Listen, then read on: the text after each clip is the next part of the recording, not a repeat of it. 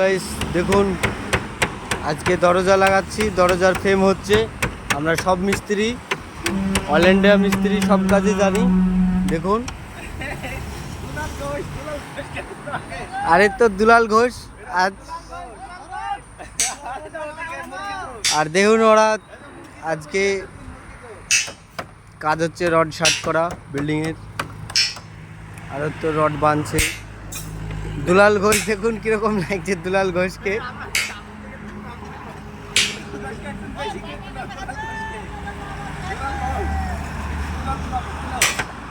এই তো দুলাল ঘোষের মজাটা দেখুন।